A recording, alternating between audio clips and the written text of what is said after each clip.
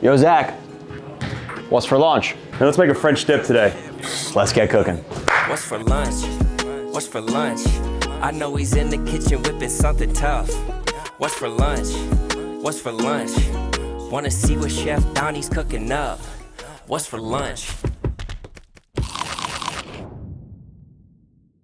Guys, welcome back to What's for Lunch, presented by Roback. Right now, I'm rocking the Hezzy hoodie. You can see the nice little dog logo here. Most comfortable hoodie I've ever worn. Look, usually I cook in my chef's coat. This, I can cook in this all day. You can move around, you can run in it, you can jog in it, you can work out in it. They have men's line, they have women's line, they have sweatpants now, they have a new jacket out. Go check it out, roback.com. Use promo code Donny for 20% off your first purchase. Roback is what I'm rocking all day long. Check them out.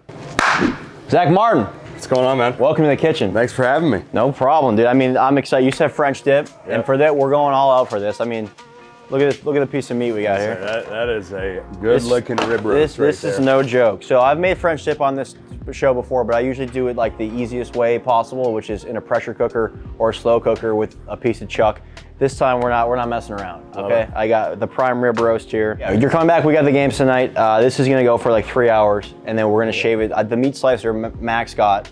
We've used it maybe once, so we're gonna finally bring out the meat slicer, slice this super thin, and it's gonna be delicious. So, to get started, we're gonna make a compound butter. We're gonna put you to work a little bit here. All right, let's do it.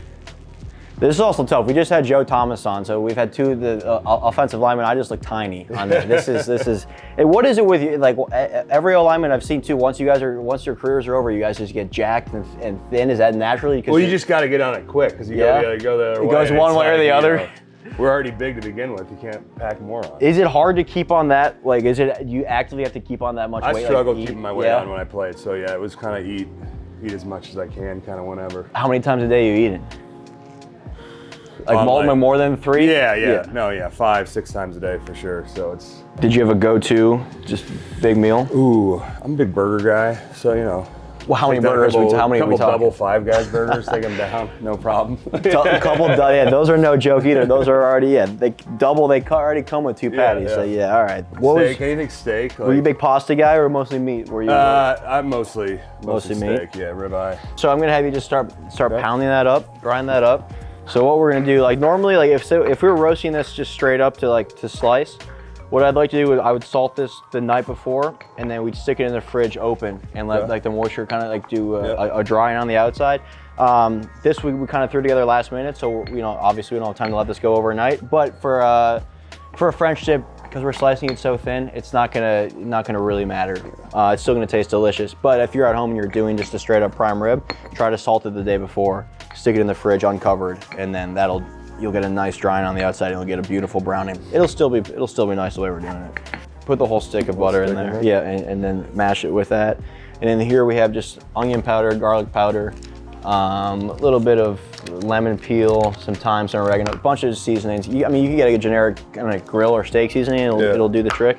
But that mixed with the butter, we're gonna rub on, and that is gonna be our the compound butter that goes on top. I've never done it like this. I've seen a lot of videos of people doing it like this. This if you have the time. I mean, there's I don't know. Prime rib is prime rib. It's like as long as you don't fuck it up. The only way you can fuck it up really is overcooking it. As long as you don't do that, you're gonna be in a good spot. Just the amount of fat that's in here, it's gonna render out beautifully. We're gonna have delicious drippings, which we're gonna make an au jus with in a couple hours. And I'm already getting hungry just thinking about it. Let's spread it all over this. We might need another stick of butter, which is totally fine. But we're gonna get a ton of flavor from that bone, especially cooking at a lower temperature. That's gonna just add like a whole nother depth. And then with our pan sauce, especially too, it's gonna make almost like its own stock in there. And then we're gonna do caramelized onions and cheese. Like French dip for me is pretty easy. Do you like horseradish or you? Okay, so I got some horseradish, so we'll do like a horseradish sauce. But it's mostly gonna be just the cheese, this beautiful piece of meat, and then our little horseradish, and that's it. All right, so then for the roast, I'm gonna put it in a roasting tray just because this will collect some of the drippings, but I want it to like kind of stay elevated too. Garlic, we're gonna take and just kind of smash a whole clove here. And this, I'm not really worried about, we're not gonna like peel it, but we wanna smash it enough if you wanna just give it a, that was a little too hard. Like you think I ought to learn by now, I've done that multiple times. Yeah, that works, just throw it in there. Skins are fine because we're gonna strain it. And this is gonna just help flavor that entire the jus that we're gonna make at the end. Thyme, rosemary, why not? So this, we're gonna start it in a cold oven, and we're gonna set the oven now to like 250 degrees, and then it's gonna come up to temperature with the oven, start cooking super slow. So it's really like reverse searing it, and then at the end, after like 2.5 hours, once we get an internal temp of 118 is what we're looking for, we'll blast it at like 500 degrees and build a crust on the outside. There's multiple ways to do this. Yeah. This is the way I prefer. Now, here's the fun part. How are you chopping onions? I'm pretty good. Okay. Well, we're not speed. I mean, hey, speed doesn't matter. Cut myself. Yeah. We got to chop a bunch of onions because caramelized onions, even this, that looks like a lot. I've done that. I've peeled them. Yeah. But they shrink down so much. So you need way more than you think whenever you're doing a caramelized onion. So the easiest way for these two is like you have the natural anatomy of the onion here. So you kind of want to start at an angle, and then like as the lines, you work your way up around it. So you're starting like this, and then by the time you get here, you're straight on, and you can go down again. Okay. And that's kind of the motion we're looking for. But yeah, the slower the better. That's a sharp knife. What's next for you now? That's a great question. Still figuring it out? Yeah. Are you gonna be like Joe Thomas and start cattle farming? I don't know. Get settled in Indy and then kind of figure out my next move, Yeah. I got some time. Are you bored yet, or is it nice? Not yet, but it is like definitely like the just not having a schedule in the day to day. Right. Like I've been programmed to just like, all right, this time, this day, this time we're doing this, and so adjusting to that has been a little different, but it's been fun. Got to travel a little bit and do some fun stuff this fall, which is cool. So we're gonna put everything into a big pot, and go stick of butter. Everything in here? Everything in there, yep. And then this, we're just gonna go super low. Yeah, you can throw it all in there, it's good. And then for caramelized onions, all you need is butter, salt, and then thyme, T-I-M-E, just like physical thyme, is the recipe for perfect caramelized onions. You gotta stir it occasionally. We'll leave it covered at first to really let it sweat, and then we'll open it up, let it reduce. And at the very end, we'll hit it with a little bit of vinegar, a little bit of Worcestershire sauce, and then it'll just So what will this do, doing it this long versus like doing it in 20 minutes? It's just gonna be a much deeper, like the natural sugars are gonna come out and really start to do deep. You can do a quick caramelized, but like with that high, I'm crying now, that high of a heat, you run the risk of like burning the sugars instead of actually like caramelizing it. So this, all the moisture, all the liquid's gonna cook out. You're gonna be almost left with like an onion jam. And I'm tearing up, I'm so passionate about caramelized onions that it's making me cry here. So yeah, those are the steps that we got done now. Now that's all that's left to do. I'm trying to think through these. Cheers. We'll see you back here in like 2 hours. We'll pull the roast out. These will be cooked down, and then we'll finish up and make some kick-ass French dip sandwiches. So we'll see you guys then. Damn. it's hitting me so hard right now. I'm fighting through it, but.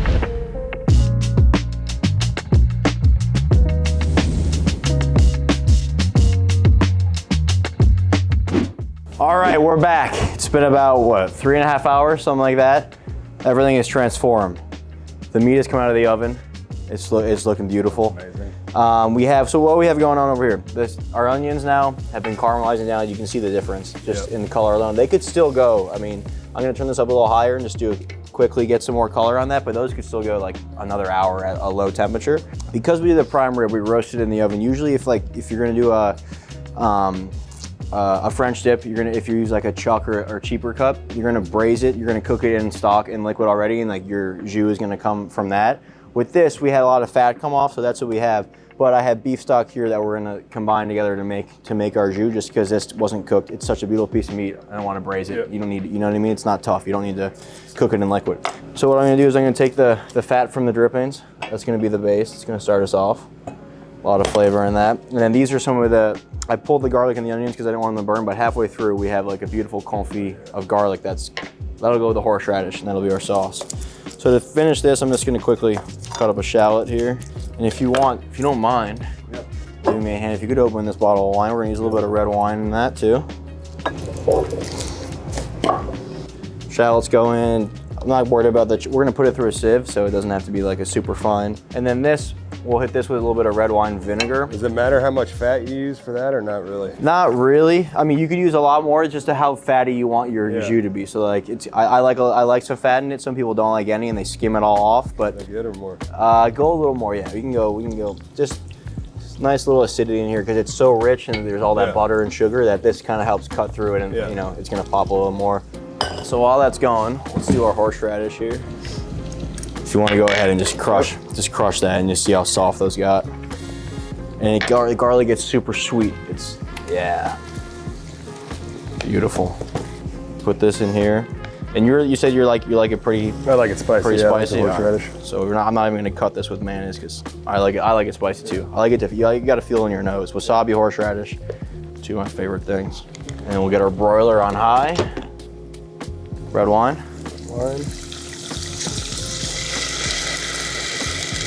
And we're just gonna let this reduce a little bit. Cook the alcohol off. So here, just burn the alcohol off. We're gonna speed run this a little bit. There we go. So the alcohol's gone now. We're just left with that wine flavor. We're gonna do a little Worcestershire sauce in there too. Just add another layer. Boom. Let's just see where we're at flavor-wise. So nice, the wine can still cook a little more. It's still kind of winey. So we'll let this go a little longer. You can still taste the wine, feel it's a little sharp. It's good though. Yeah. All right, and now we'll just add our beef stock right to this. All that in there. Yep. Let's just get this up to a little boil here and then we'll be good to go. Now, this is the most important thing. We gotta carve this meat. This thing has been resting now. It's been out of the oven like, a good 20 minutes. So we're gonna carve, because we're doing it on the meat slicer, we're gonna carve it off the bone here. Oh, man. Oh, yeah. All the senses. Smell, sight. Oh, yeah. Beauty. This is gonna be beautiful. I mean, oh boy. I think it's funny. All right, I'm gonna rinse my hand and I'll let you do the honors on the slice in there. Go, all right, slice away. As long as your hand's up there, you'll be good. Yes. Oh, yeah. Beautiful. Perfect. Yeah. You can hear it. Oh my God, dude. This is just falling apart. It's just gonna melt in your mouth here. All right, I think that's probably good for a sandwich. Yeah, I'd say so. Nice French bread. We gotta go a little bit on each side here. Now, if you want to do the honors here, I'll get you some tongs. Just pile that as high as you want. Yeah, go nuts. I'll grab some cheese and then we'll broil that and be called a day.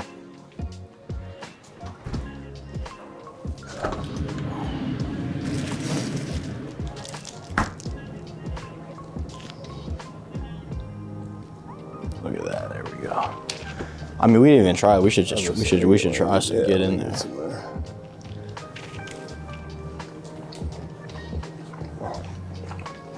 That's good. Outstanding. All right, quick broil. Smelt the cheese, and then we'll be good to go. My mouth's starting to water. I mean, just the meat alone is just, it's hitting me. All right. I think that's money right there. All right. Finish with the caramelized onions.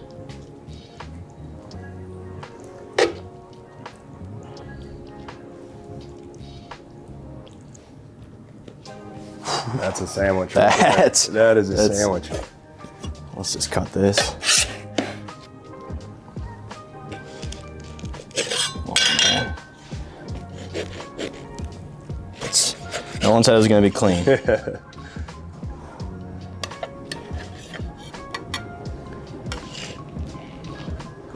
All right, there's one thing left to do. You got the honors here. Go in.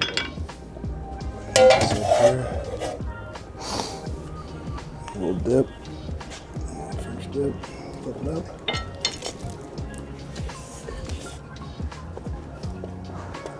Oh no. What do you think? The horseradish. The garlic horseradish. Nice, right? Really good. Oh shit. Unbelievable.